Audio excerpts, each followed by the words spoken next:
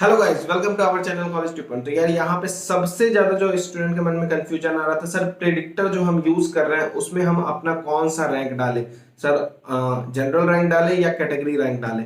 तो देखो यार, आपको कहीं भी कट ऑफ मैच करना है, कहीं भी प्रेडिक्टर यूज कर रहे हो, हमारा ही प्रेडिक्टर यूज कर रहे हो, तो आपको अपना जनरल रैंक ही डालना है, कोई भी कैटेगरी रैंक नहीं डालना है। जब आप वहां के ऑप्शन पे जाओगे तो आपको अपना कैटेगरी सेलेक्ट करना है, लेकिन रैंक जो डालना है वो जनरल रैंक डालना है। इनफैक्ट जब आप हमारे कॉलेज के सेक्शन में जाते हैं और कट ऑफ को भी राउंड 1, राउंड 2, राउंड 3, राउंड 4 के क्लोजिंग कट ऑफ दिए हुए वहां पे, तो आप जब चेक करते हो तो जैसे आप जनरल के हो तो जनरल कैटेगरी में जाके आप कट ऑफ चेक करोगे अपने जनरल रैंक से, ओबीसी कैटेगरी में जाके आप अपने जनरल रैंक से कट ऑफ को मैच करोगे। और ऑफिशियल वेबसाइट पे भी आपको ये करना है। कैसे आपको बेनिफिट मिलता है, इस चीजों को इस वीडियो में हम समझाएंगे और साथ साथ ये भी समझाएंगे कि जो सबसे ज्यादा क्वेश्चन राइज हो रहा है, सर दूसरा रैंक फिर क्यों दिया जाता है। तो इन चीजों को भी एक सिस्टमैटिक वे से हम समझेंगे इस वीडियो में। तो काफी इंपॉर्टेंट होने वाला है ये वीडियो, तो अच्छे से समझते चलना जो भी चीजें समझाई जा रही हैं। उससे पहले मैं बता दूं कि हमारा रैंक प्रेडिक्टर, और आप अभी देखे ही होंगे कॉलेज प्रेडिक्टर, सॉरी, और आप कट ऑफ वट ऑफ से भी रिलेटेड सारी चीजें हमारे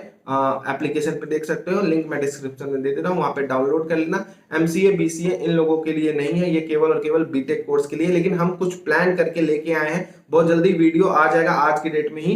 एमसीए बीसीए और अदर सेक्टर वालों के लिए, लेटरल एंट्री वालों के लिए भी कुछ हमने डिजाइन किया है, जो कि आपको बहुत बेनिफिट कर सकता है कि आपको कौन सा कॉलेज मिल सकता है। इसके लिए तो आप वेट करना, आपके लिए भी वीडियो आएगा, ठीक है। तो यहाँ पे हम देख लेते हैं कि जैसे हमने एग्जांपल लिया है ऑफिशियल वेबसाइट, क्योंकि बहुत लोगों को दिक्कत होता है सर ऑफिशियल वेबसाइट से समझो। तो ये जो डेटा लिया गया है, स्क्रीनशॉट लिया गया ऑफिशियल वेबसाइट का लिया गया है, और दो स्क्रीनशॉट को मैंने मर्ज कर दिया ड्यू टू द रीजन कि एक स्क्रीनशॉट में पूरा डेटा नहीं आ पा रहा था, तो दो स्क्रीनशॉट को मर्ज कर दिया। आप ऑफिशियल वेबसाइट से जाके यही डेटा को क्रॉस चेक कर लोगे। आप क्या करोगे, राउंड 4 करोगे, गलगोटिया को सिलेक्ट करोगे, Galgotia college of engineering technology और इलेक्ट्रॉनिक्स एंड कम्युनिकेशन को सिलेक्ट करोगे।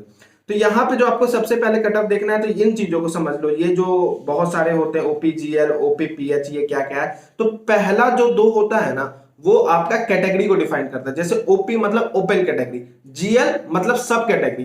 तो लास्ट का जो दो है वो सब कैटेगरी को डिफाइन करता है, पहला जो दो कोड है वो आपके कैटेगरी को डिफाइन करता है, ठीक है। तो आप जैसे बीसीजीएल देखोगे तो ओबीसी गर्ल्स कैटेगरी, ठीक है। तो इससे आप साफ समझ जाओगे कि क्या क्या कैटेगरी डिफाइंड हुआ है। इन केस आपको फिर भी समझ नहीं आ रहा तो कमेंट करना, मैं डिस्क्रिप्शन बॉक्स में इन कैटेगरी का मीनिंग भी ऐड कर दूंगा। फिलहाल हम देखते हैं वीडियो को कि किस तरीके से आपको समझना है कटअप को। तो देखो यार, ये जो ऑल इंडिया कोटा मतलब जो अदर स्टेट वाले हैं उनके लिए बेसिकली ये है, मतलब आप सारे लोगों के लिए होता है, अदर स्टेट भी इसमें इंक्लूड हो जाते हैं, ठीक है। तो 19,000 के आसपास 18,800 पे क्लोज हो गया कॉलेज। लेकिन आप देख रहे हो कि आपका जो रैंक गया है, जनरल का रैंक गया है वो 41,000 के आसपास गया। तो अदर स्टेट वाले ओएस रैंक से मैच मत कर लेना, आप अपना जनरल रैंक से मैच करोगे। अब यहां से यहां पे आप देखो, गर्ल्स कैटेगरी के लिए 28,000 के पास गया। तो अब यहां पे सवाल उठता है कि सर यहाँ पे तो गर्ल्स कैटेगरी का कम चला गया, ऐसा कैसे हो सकता है। तो इसको भी हम एक्सप्लेन करेंगे। अब इस चीजों को अच्छे तरीके से समझते जाना, ठीक है। ईडब्ल्यूएस के लिए 74,000। अब एक बात बताओ मेरे को कि जनरल के लिए 41,000 गया और ईडब्ल्यूएस के लिए कितना गया, 74,000। अगर 74,000 कैटेगरी रैंक जा रहा होता, इट मींस दैट कि आपका रैंक 2-2.5 लाख के पार होता, जो कि जितने कैंडिडेट बैठते नहीं है यूपी 2 के एग्जामिनेशन में, उतने कैंडिडेट कहां से आपको उतना रैंक आ पाएगा। समझ रहे हो कि नहीं समझ रहे हो। अब उसी तरीके से ओबीसी पे आते, चलो ईडब्ल्यूएस को भी छोड़ते, ओबीसी पे 74,000 पे ये कॉलेज क्लोज हुआ। 41,000 पे जनरल के लिए क्लोज हो रहा था और 74,000 पे क्लोज हो गया ओबीसी के लिए। अब ये बताओ 74,000 ओबीसी रैंक मतलब आपका 5-6 लाख रैंक होना चाहिए जनरल। पॉसिबल है यूपी 2 के एग्जाम में जेई के इतना बच्चे बैठ जाएंगे? पॉसिबल है?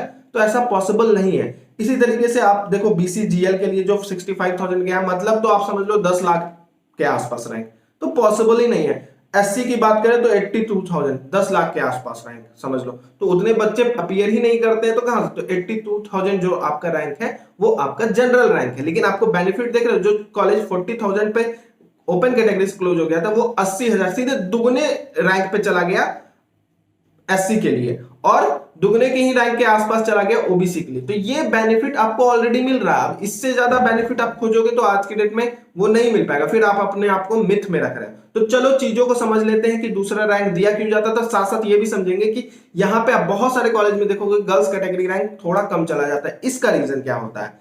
तो अब देखो मैं जो समझाने जा रहा हूं, सबसे पहले गर्ल्स कैटेगरी रैंक कम क्यों चला गया। देखो जब कोई एक सीट रहती है ना, लेट करो ये सीट है, ठीक है, अब इस सीट में 2 सीटें हैं जो फीमेल कैटेगरी के लिए हैं। किसके लिए? फीमेल कैटेगरी के लिए हैं। और 8 सीटें जनरल कैटेगरी के लिए खाली हैं, ठीक है। ये कोई ए नाम का कॉलेज है, ठीक है। तो सबसे पहले जब काउंसलिंग चेक करेगा तो ये देखेगा कि ये सब कैटेगरी है, ठीक है। ये देखेगा कि जो कैंडिडेट है वो फीमेल है या मेल है। तो अगर कैंडिडेट फीमेल रहती है तो सबसे पहले ये इस कैटेगरी को नहीं चेक करेगा, ये इस कैटेगरी को नहीं चेक करेगा, सबसे पहले देखेगा क्या फीमेल कैटेगरी में कोई सीट खाली है। तो सबसे पहले फीमेल कैटेगरी की सीट को भर देगा अगर वो लड़की है, ठीक है, और 2 सीटें खाली है यहाँ पे फीमेल की। तब जाके अगर ये सीटें भर जाती हैं, तब अब लेट करो कि ये सीटें भर गई होती, तब ये लड़की आई होती, उसका रैंक थोड़ा आया होता, तो फिर ये जनरल रैंक से मैच करता। मतलब जनरल रैंक मतलब ऐसा नहीं मेल कैटेगरी का, वो दोनों के लिए है। लेकिन पहले कोई भी कॉलेज में देखा जाता है क्या फीमेल कैटेगरी की सीटें खाली हैं, तो सबसे पहले उसको फिल किया जाएगा, उसके बाद ये जनरल कैटेगरी। ये केवल और केवल फीमेल कैटेगरी मतलब सब कैटेगरी में होता है, कैटेगरी में उल्टा चलेगा। इस चीजों को अभी समझाएंगे। फीमेल कैटेगरी में पहले फीमेल कैटेगरी को भरा जाता है, फिर जनरल कैटेगरी को भरा जाता है। इसलिए आप देखते होंगे कि बहुत सारे कॉलेजेस में क्या होता है कि फीमेल कैटेगरी कम चला जाता है और जनरल कैटेगरी हाई चला जाता है, यही रीजन होता है, ठीक है। अब आते हैं दूसरे पार्ट पे कि सर दूसरा रैंक फिर दिया क्यों जाता है, इसका बेनिफिट क्या होता है, दूसरा रैंक देना ही नहीं चाहिए। तो देखो यार दिया क्यों जाता है ये आप समझो कि काउंसलिंग जैसे आपने A B C D E इतने चॉइसेस भर दिए आपने, ठीक है, इतने चॉइसेस भर दिए। अब क्या है कि आपका काउंसलिंग स्टार्ट हुआ, हमेशा काउंसलिंग टॉप टू बॉटम जाता है। मतलब सबसे पहले पहला नंबर के कॉलेज को चेक करेगा कि वो आपको मिल सकता है कि नहीं मिल सकता, फिर सेकंड, फिर थर्ड, ऐसे करके चेक करता चलेगा, ठीक है। और जो भी सुटेबल प्रेफरेंस होगा आपके रैंक पे वो कॉलेज आपको अलॉट कर दिया जाता है। तो हमेशा ऊपर जो भरना, ऊपर से नीचे तक, वो अपने प्रायोरिटी वाइज कॉलेज को भरना। प्रायोरिटी मतलब कि आपको जो कॉलेज चाहिए सबसे टॉप पे भरना, उसके नीचे उससे कम वाला कॉलेज, उससे नीचे उसके कम वाला कॉलेज, यही चॉइस फिलिंग सीक्वेंस आपका रहना चाहिए काउंसलिंग में, ठीक है। अब लेट करो काउंसलिंग सिस्टम चलना शुरू हुआ, ठीक है। तो सबसे पहले कोई कैंडिडेट, सारे कैंडिडेट ओपन कैटेगरी में आ जाते हैं। जनरल कैटेगरी कोई कैटेगरी नहीं होता, ओपन कैटेगरी मतलब OBC, SC, ST, girls category, सारे लोग ओपन में आ गए। लेकिन गर्ल्स कैटेगरी का एक स्पेशल रहता है, वो मैंने बता दिया प्रीवियस अभी जो एक्सप्लेन किया था। तो पहले सबसे पहले ये आपका जनरल रैंक से चेक करेगा, ये आपको कुछ भी नहीं मानेगा, ओबीसी एससी कुछ भी नहीं मानेगा। अब देखो लेट करो कि इस बंदे को ये जनरल रैंक से एक कॉलेज नहीं मिल पा रहा है। फिर जैसे ही ये जनरल रैंक से नहीं मिलेगा, फिर चेक करेगा क्या इसका कोई कैटेगरी भी लग रहा है, क्या कोई एससी कैटेगरी, ओबीसी कैटेगरी ये लाई कर रहा है। तो ये देखेगा कि हाँ ये ओबीसी, ये बंदा ओबीसी कैटेगरी में लाई कर रहा है, ठीक है। तो ओबीसी कैटेगरी में लाई कर रहा है, तो लेट करो कि ये जनरल कैटेगरी का ये बॉक्स था, ये फिल हो गया था, तो यहां पे इसको सीट नहीं मिल पाया इस रैंक पे।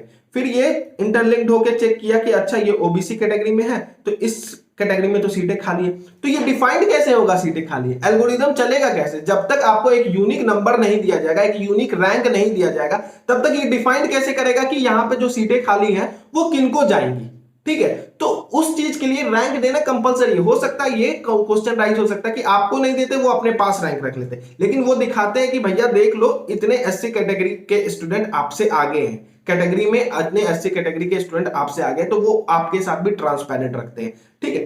तो यहां पे एक यूनिक नंबर चाहिए होगा। लेट करो कि आपका रैंक एससी से 400 आया है, 400 आया है, तो ये चेक करेगा कि 400 से पहले वालों को तो कॉलेज नहीं मिल गया है, लेकिन यहां पे आपका जैसे लेट करो कि आपका जनरल रैंक रहता 5000, ठीक है, तो 5000। अब लेट करो कि ये 400 वाले को कॉलेज मिल जाता है एससी कैटेगरी को, ठीक है। तो ये आपका शो होगा कि हाँ कि 5000 रैंक पे आपको ये कॉलेज मिल गया, लेकिन ये आपको एससी कैटेगरी से मिल रहा है, जनरल कैटेगरी से नहीं मिला। तो इसके पीछे एक रैंक, एक नंबर छुपा हुआ होगा, वो होगा 400 आपका रैंक, ठीक है। वो एक यूनिक नंबर होता है जो आइडेंटिफाई करता है हाँ आप एससी कैटेगरी से बिलोंग कर रहे हो और इतने ही कैंडिडेट थे तो सीट अभी खाली है इस कॉलेज में। उसी तरीके से अगर इस कॉलेज में आपको दोनों कैटेगरी से नहीं मिला तो वो तुरंत शिफ्ट करता है काउंसलिंग सेकंड पे, और काउंसलिंग सेकंड पे भी सेम एज इट इज, जैसे पहले में चेक हो रहा था ए में, उसी तरह से बी कैटेगरी में चेक होगा, उसी तरीके से सी कैटेगरी में चेक होगा। तब तक चेक होता रहेगा जब तक आपको सुटेबल कॉलेज ना मिल जाए आपके रैंक पे। तो ये प्रोसेस के लिए ही आपका सेकंड रैंक दिया जाता है, ठीक है। तो इसलिए आप यहां पे ही नहीं, आप ऑल इंडिया में जितनी भी काउंसलिंग होती है जोसा को छोड़ के, जोसा ही एक यूनिक काउंसलिंग है जिसमें कैटेगरी रैंक का डिफाइन किया जाता है रैंकिंग में, आप अपना कैटेगरी रैंक से मैच करते हो। उसके अलावा जितनी भी काउंसलिंग होती है, चाहे आप वेबजी काउंसलिंग ले लो, आईपीयू काउंसलिंग ले लो, या फिर सीसैप काउंसलिंग ले लो, जो कि एनआईटीज और ट्रिपल आईटीज के लिए ही होता है। सीसैप काउंसलिंग में भी जनरल रैंक से ही कॉलेज दिया जाता है, लेकिन यही सिस्टम चलता है, सारे काउंसलिंग में यही सिस्टम चलता है, तो इसलिए आपको सेकंड रैंक दिया जाता है, यही रीजन था, ठीक है। आई होप ये समझ में आ गया होगा, ये वीडियो आपको क्लियर कर दिया होगा कि आपको क्यों दूसरा रैंक दिया जाता है और आपको किस रैंक से मैच करना है। तो मिलते हैं नेक्स्ट वीडियो में। प्लेलिस्ट मैं ऑलरेडी क्रिएट कर दे रहा हूं यूपीटीओ की 2020 की, तो आप रेगुलरली प्लेलिस्ट को चेक करते रहोगे और नया वीडियो आएगा तो आप वहां पे डेफिनेटली जाके देखोगे, बहुत यूजफुल होने वाला है ये चैनल आपके लिए। Best of luck.